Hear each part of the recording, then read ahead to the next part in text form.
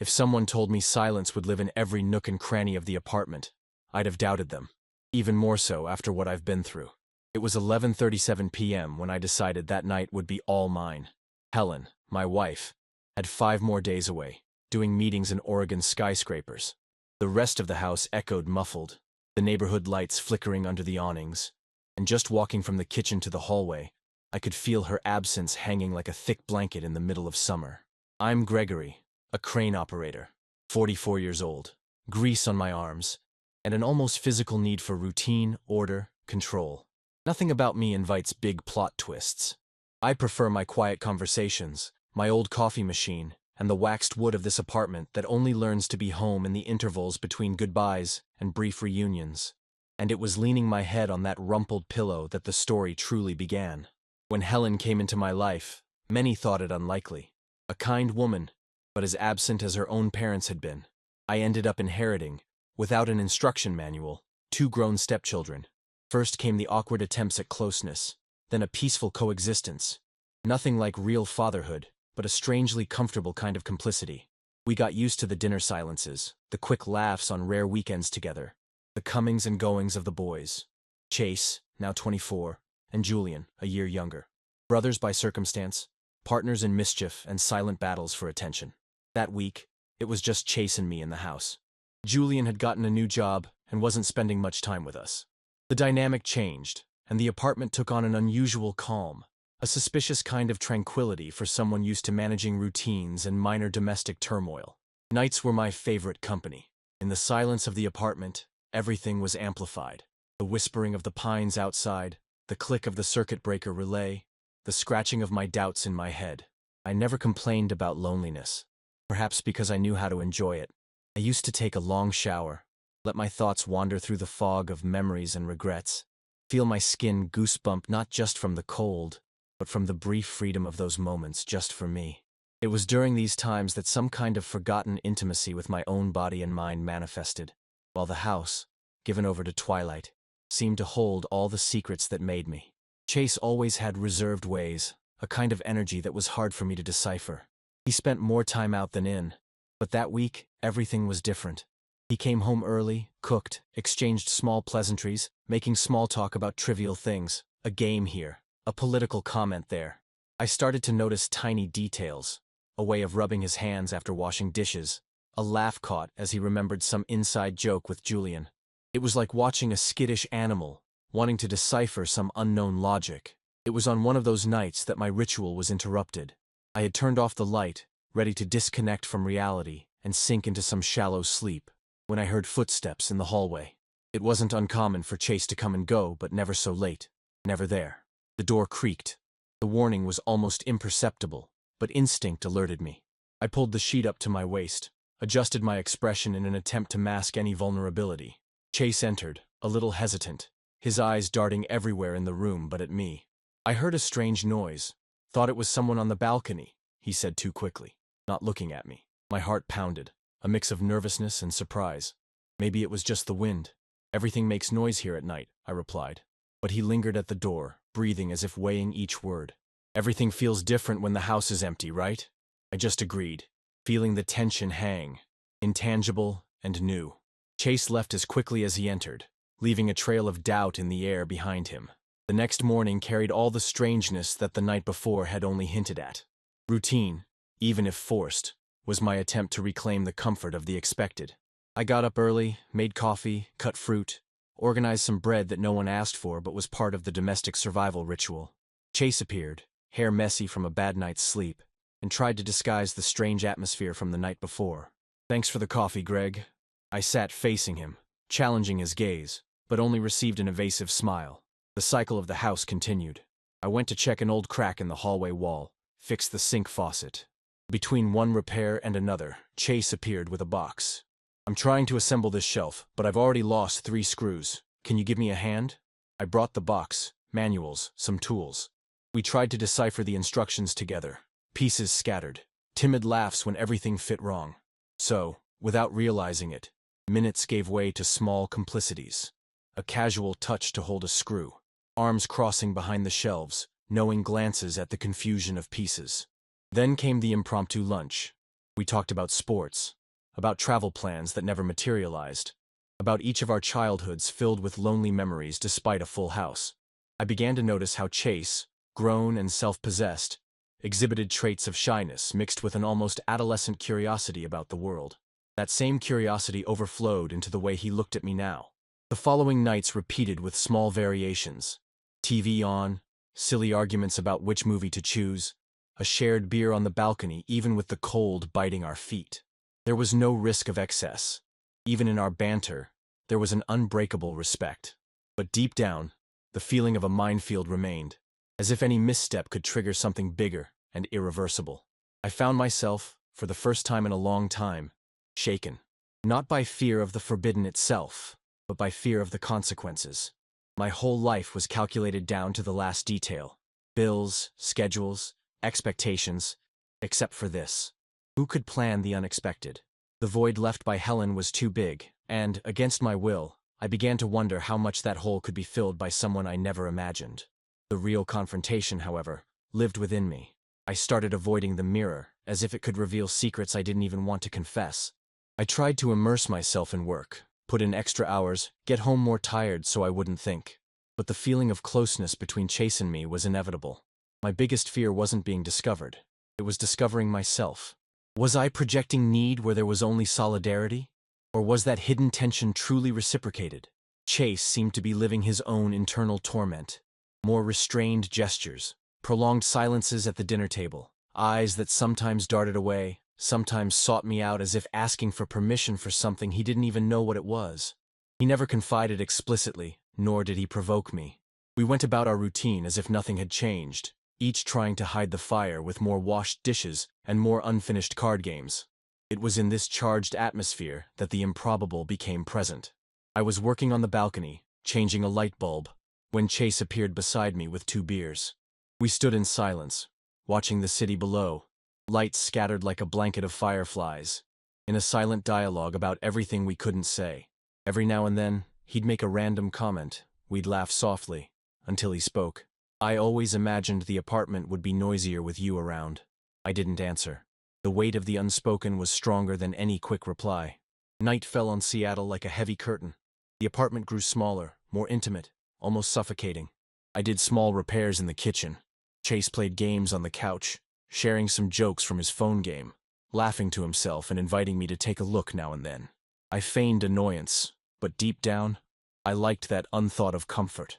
2 grown men finding strange common ground in routine. Perhaps that was the real risk. The absence of open conflicts gave way to silent expectations, to the secret hope of some sign, some opening to bring together 2 lives that had never touched. On one of those late nights, already in the dark of my room, I heard the same light, hesitant footsteps in the hallway. Chase approached. This time he didn't come in, just stood on the other side of the door, tapping lightly with his knuckles. His voice came muffled. "Everything okay in there?" It was a request for an answer, and deep down, an attempt at closeness. I answered the best I could, dryly, like a man who fears his own answers. "Yeah, I'm fine. Need anything?" He hesitated, as if gathering courage, then just murmured, "I wanted to talk, but never mind. Good night." I stayed still, listening to his footsteps back to his room. It took me a long time to fall asleep. I wanted to believe that if I had called him back, my voice wouldn't have trembled, but I preferred, out of cowardice or caution, the comfort of the familiar. The dilemma grew within me, confession or silence. The next day, the routine felt heavy. I woke up tired. No hint of apparent drama. I went to work earlier, left Helen's messages unanswered. At the end of the day, I delayed going home. When I arrived, Chase was sitting on the living room floor, disassembling the toolbox. "I forgot to thank you yesterday. Thanks for always helping with the small stuff, Greg." A simple compliment. Almost naive, but strangely loaded with something that can't be explained in words. The days passed in that suspended rhythm. Any mundane event was amplified by the silence of intentions. One night, while cleaning the backyard, I heard Chase on his phone, laughing at some random conversation. That unrestrained laugh he almost never showed me. For a moment, I felt jealous of the other end of the line, of an intimacy that wasn't mine. I realized how my life had become smaller and larger at the same time, confined to that mosaic of tiny gestures and stolen glances. I wanted, even without admitting it, for that repetitive cycle to be broken. But I feared it as much as I desired it. When Julian showed up for a family dinner days later, the energy was different. Smiles were a little forced, conversations tense. He seemed absent, as if he already knew something or sensed that things had changed. Chase barely spoke, sat at the end of the table, focused on his plate. I also avoided long conversations, realizing how much an extra presence could destabilize the fragile harmony we had built. At night, alone again, I was seized by a strange impulse. I sat on the balcony, looking at the city lights, trying to imagine what I should do from then on. I was afraid to name what I felt. It wasn't just physical attraction. It was the fascination of the forbidden, the admiration for someone who had grown up before my eyes, the desire for something unauthorized and deeply intimate. The following days forced me to confront my own limits. I felt guilty for thinking. I felt guilty for avoiding thinking. I started to perceive Chase differently. Gestures that were once mundane now gained weight. A touch of a hand, a delayed smile, even the choice of clothes seemed to speak to me. This energy enveloped us against both our wills. Everything culminated on a night when the silence between us seemed denser than ever. The house slept. The whole city seemed absent. I thought about going to Chase's room, but I stood in the kitchen, inventing tasks, washing clean glasses, feeling my heart pound for something that didn't even have a name yet. I was saved by the sound of the door opening. Chase, in a light t-shirt and an indecipherable gaze, stood there for what felt like an infinite time. He didn't say anything immediately. He just stood and looked at me. It wasn't easy for him, nor for me. Fear was a constant companion. Still, all the small signs from before were there, resting between us. The urgency of unspoken words, the warmth of a contained gesture, the promise of change even in the midst of routine. All of it was new, indescribable. It was as if the entire apartment began to revolve around that hesitation. Neither of us crossed the line.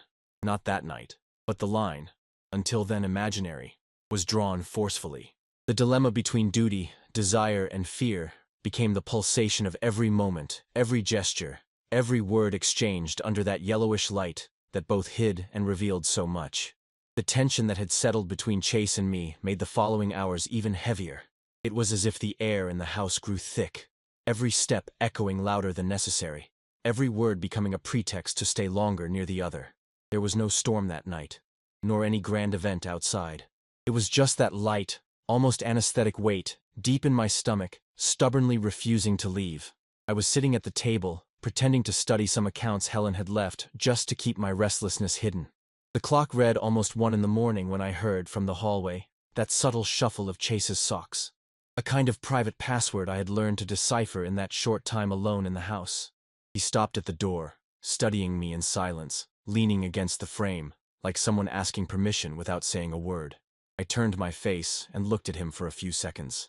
The kitchen light drew soft lines on his features, cast shadows on the cabinet, and made his eyes sparkle, reflecting a dancing doubt mixed with something hopeful. Chase came in, closed the door slowly, as if not to startle, and pulled a chair next to mine. For an instant, the previous hours dissolved.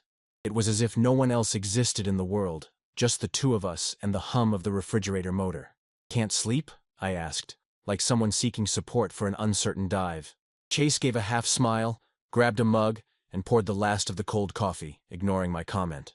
We spent a few seconds steeped in that comfortable silence, which only grows between those who know they don't need to explain anything. It was Chase who gave in first. His voice came out thin, almost a whisper. "Do you ever feel like running away from everything for a few days? Just disappear?" I sighed, accepting the confession with the honesty of someone who had nowhere left to run. "More times than I'd like to admit," he continued, his eyes fixed on the bottom of the mug. "Sometimes I try to be strong, but I miss having someone who understands what I can't always say out loud." I remembered the countless times I felt completely alone, even when married. My chest ached with a strange longing, closer to relief than fear. When his hand finally found the back of mine, it was like electricity. The touch was light, but decisive, an approach that didn't ask permission. It felt like a postponed, inevitable reunion, one that couldn't be explained away or excused. The living room clock ticked another minute. The whole world seemed to breathe with me. He caressed my hand, first with his thumb, circular and calm, then as if he wanted to decipher the map of my calloused and scarred skin. Chase's gaze locked with mine, and dissolved any last trace of resistance. It wasn't just desire. It was an invitation to understanding, to belonging, to accepting parts of ourselves neglected for too long. We moved from the table to the coziest corner of the house, the upholstered armchair where I usually read in the evening. Chase sat on the armrest, leaned his face close to mine, and for the first time I noticed the bittersweet scent of his shampoo, mixed with a discreet perfume and the fresh bitterness of coffee. His skin seemed to emit its own warmth, and I could feel the hesitation in his breathing. The air sometimes caught, sometimes too loose, as if every inch of closeness was a test constrained by its own limits. Still, for the first time, we were in the same time, on the same frequency. A stillness enveloped us. No word in the world seemed sufficient to describe that sequence of seconds. Only the sound of our breathing, tangled, alternating with the rhythm of my heart. And slowly, Chase's hand exploring the contour of my arm, hesitant and brave at the same time, like an explorer crossing an unstable bridge over an unknown river. The most mundane gesture began to seem scandalous. The crossing of legs, the touch of one knee on the other, the surprising brush of a finger towards the neck made everything seem incredibly new. There was no external noise, only the absolute presence of two bodies that, finally, allowed themselves to be vulnerable. When I sought his face with my fingertips, he closed his eyes as if asking for shelter. His skin was cold, only where it didn't touch mine. The scene, for me, was suspenseful, each breath carrying a promise of pause, while time expanded in that minimal space, feeling the boundary between desire and fear. I smelled the scent of soap on the back of his neck, and, for the first time in years, my own name sounded strange when he whispered softly, "Greg." It wasn't sex, not yet. It was something bigger. The suspense of bodies on the verge of fusion. And every gesture from then on became impossible to precisely define. The expectation was the protagonist itself. He took the initiative, drew a casual shortcut across my chest with his palm, seeking a path that mixed tenderness and boldness. Chase's touch was subtle, investigative, respecting boundaries like someone deciphering an enigma protected by layers. When our faces finally met, the kiss wasn't urgent. It was slow, prolonged, a patient invitation for the distance that had separated us for so long to finally dissolve. Every inch of his body seemed to yield toward me, as if a secret magnet, locked away for years, finally delivered what it had been holding. Chase's hands pulled me closer. My chest met his with a slight crackle of surprise. I felt my skin tingle, the warmth growing between us, as if a silent bonfire began to lick our contours, melting our defenses. The faint smell of cigarette mixed with his cheap perfume filled my nostrils. His fingers traced almost lazy paths along my neck, leaving a trail of pleasurable coldness that soon turned into a tremor of anticipation. We were there like two boys forbidden to play, but who found shelter in that early morning. Between suppressed laughs, he gently bit my lip, each bite carrying small promises of abandonment. I lost track of time between kisses. Our bodies adjusted slowly, like pieces finally fitting together. Chase sat on my lap. Gravity seemed to conspire to join the hunger of my arms with his need to be embraced. Clothes, breaking down barriers, slowly came off. Each piece dropped on the carpet as an offering to a night that wouldn't easily repeat itself. The skin-on-skin touch was more than I expected. A soft, damp shock, as if my hands had finally found water in the desert. Each time he brushed my shoulder, a shiver made me close my eyes, trying to contain the explosion of sensations. The rhythm of this surrender was decided without words. He held the back of my neck, guiding my lips along paths that only existed between us, as if the rest of the world had been suspended outside that room. I conquered my hesitation, traced my fingers along his abdomen, felt his breathing quicken, his hands seeking refuge on my face, back, hair.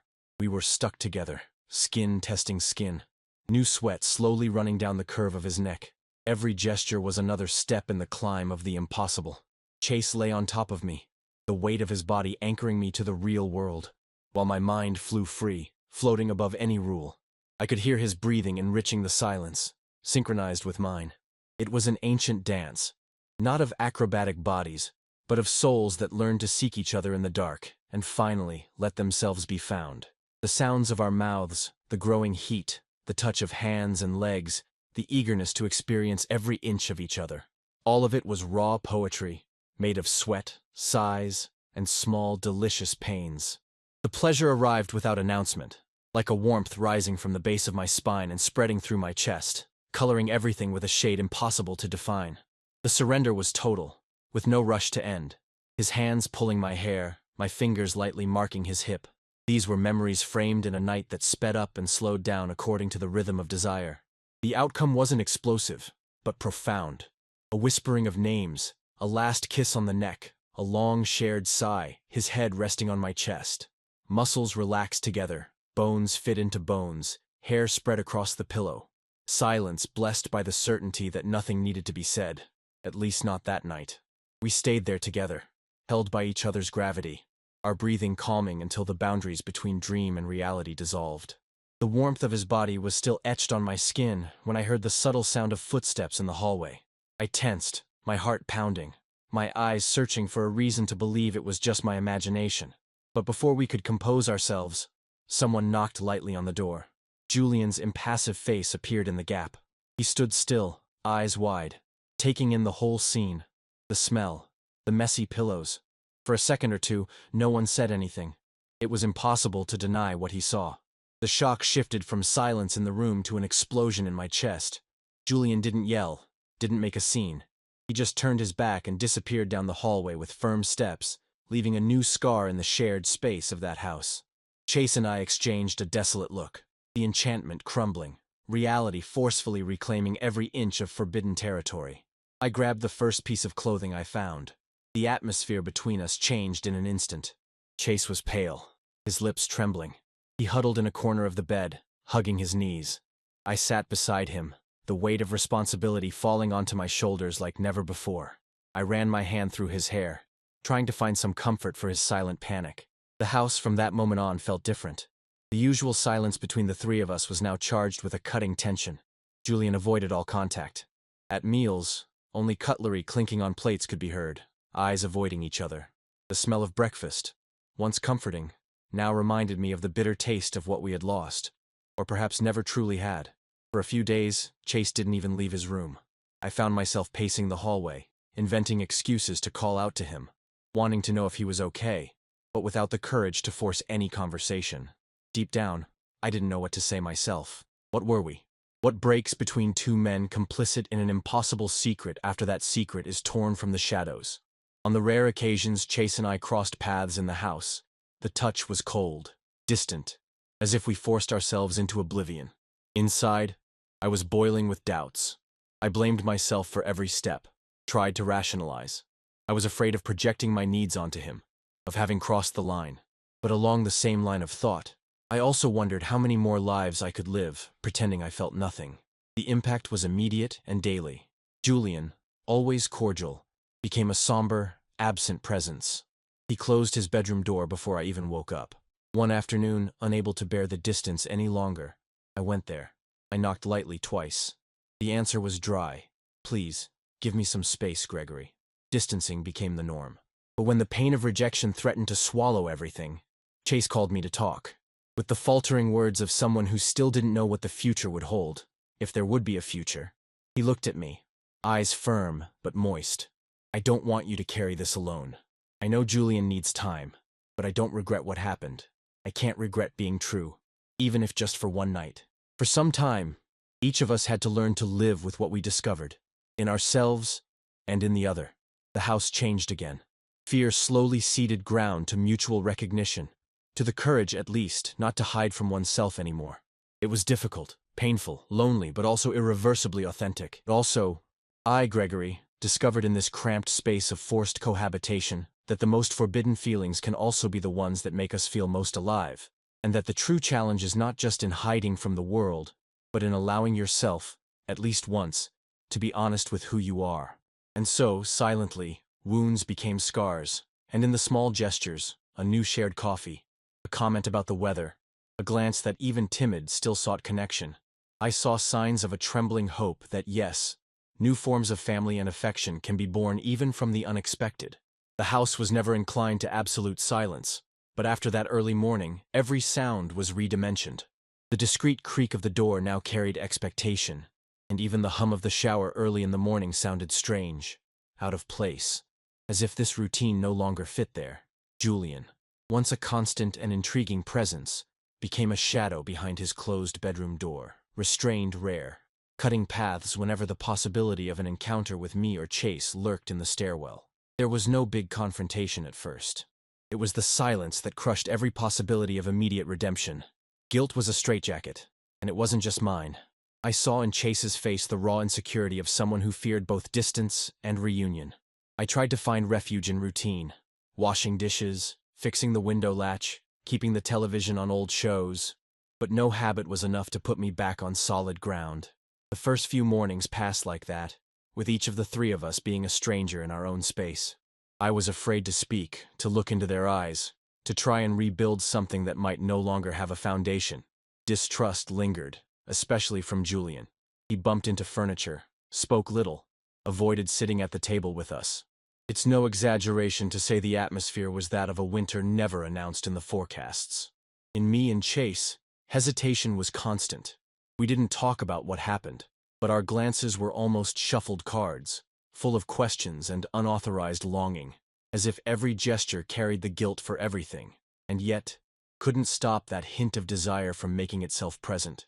I couldn't stand it for long. On the third night of distance marked by silence, I sought out Chase. I knocked lightly, opened the door just enough to see him curled up in his own blankets, red-eyed, phone abandoned on the nightstand. He didn't even need to explain. Emptiness was our greatest common denominator. I felt like crying for myself, even more so for him. I sat at the foot of the bed without asking permission, words tangling in my throat. I didn't say I loved him, because perhaps I still didn't understand how much that was love, or just the persistent desire to feel whole again. I explained what I felt, unfiltered, a mix of fear and hope, a trickle of tenderness mixed with desire, the urge to protect and be protected, the certainty that nothing from then on would be easy, but that running away would be worse. Listening, Chase remained silent, the soles of his feet brushing the mattress, pulling the blanket up to his chin like a boy who didn't want to fully wake up to the world. "I don't want to avoid you either," he whispered, his voice almost inaudible. "But I won't pretend it doesn't hurt." That was enough, perhaps even necessary.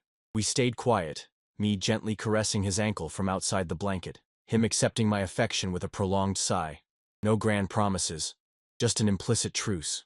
We wouldn't be each other's solution, but we could be each other's relief. That same night, after talking to Chase, I felt the weight of needing to face Julian. He was, of all of us, the one who most bore the mark of what he saw. Not the scene itself, but the shaking of his intuition about family, boundaries, trust. He avoided long encounters, but sooner or later we would need to face everything. I waited for him in the living room, lost count of how many times I looked at my phone screen, only to hear slow footsteps coming down the stairs. Julian stopped at the door, arms crossed, his gaze hard. There was no prepared speech. Just an apology, raw, sincere, unembellished. I told the naked version of the facts, that I never intended to hurt him, that I didn't know when we crossed the line, that the discovery wasn't planned or orchestrated, that I only carried the weight and doubt of someone who also hadn't been consulted by this desire. Julian listened. He fidgeted with his watch several times, scratched his beard, took a deep breath as if pondering whether it was worth breaking the silence. "It's not about forgiveness," he said, "nor about understanding, really. It's just the feeling of not knowing who to trust now. You two are important to me, but I don't know how to deal with it." I wanted to hug him, but I respected his boundaries, and that was harder than any previous distance. But for the first time, I didn't hear doors being slammed in response. Julian stayed in the living room. He didn't leave. He turned on the television, just stayed there in the corner. A sign of truce, albeit silent. Little by little, Chase started leaving his room. The small day-to-day interactions, a plate passed, a shared glass, a note with a shopping list, began to reclaim their space. It wasn't forgiveness, not acceptance yet, but it was living proof that bonds, even wounded, can be reinvented. Instead of each of us fleeing, we started moving around the house together with less caution, even if awkwardness lingered in every corner for weeks. On Sunday, Julian accepted the invitation to dinner at the kitchen table. There was no deep conversation. We avoided talking about what happened, but the simplicity of the gesture, breaking bread, laughing at a comment about soccer, planning groceries, brought with it a breath of fresh air. No one there was entirely guilty. Everyone was, in some way, trying to mend their own cracks. Chase and I gave up on demands or promises. We were honest, above all else. We decided, without words, not to cast a shadow on what we felt anymore, but also not to demand any label or impossible promise from the other. We would be partners in pain and tenderness, accomplices in an unplanned second chance. On some nights we'd share the balcony, talk quietly about work, movies, longing, each of us trying, painstakingly, to find a new beginning. Leaving the family was impossible, at least for me. That house was all I had. There was no future outside of it that made sense, not for me. Not for Chase, not even for Julian, even if for now his presence was more of a struggle than a comfort. I learned that hope passed through reconstruction, even if acceptance was delayed. Love, after all, doesn't always choose the right time to bloom. Sometimes it finds ground in the most improbable soils and needs to be cared for every day, with time and respect. Today, writing and remembering every detail, I understand that no ending is definitive when it comes to family and desire. The impact of that forbidden encounter, marked by surrender and the torn secret, reverberated in everything around me. The scars still hurt, especially on days when the weight of silence reappears between us. Chase, my stepson, now a man, living here under the same roof, has become the reflection of everything I tried to hide out of fear, desire, affection, weakness, the will to start over. Julian, with his silent pain, represents my most punitive side, the one who wants at all costs to avoid his own imperfection. I know there's no manual for loving again when all the rules seem to have already been written by others. I discovered that improbable loves survive when we resist the urge to eliminate them just because they scare us. Being family means sitting at the table, even without a voice, even without looking into each other's eyes, until time makes it possible to talk, or be silent, with less suffering and more truth. My daily life hasn't gone back to how it was before. It's impossible to pretend it didn't happen. But something has changed, for the better. I've come to value simple gestures. Silence now isn't quicksand anymore. It's become a kind of respect, a space where each person processes in their own time, without being forced to pretend everything is the same. At breakfast, Chase wishes me good morning with a half laugh. Julian exchanges messages with friends, but now accepts when I suggest a movie at night. Our small routines, once mechanical, are now loaded with a meaning that only overcoming pain can give.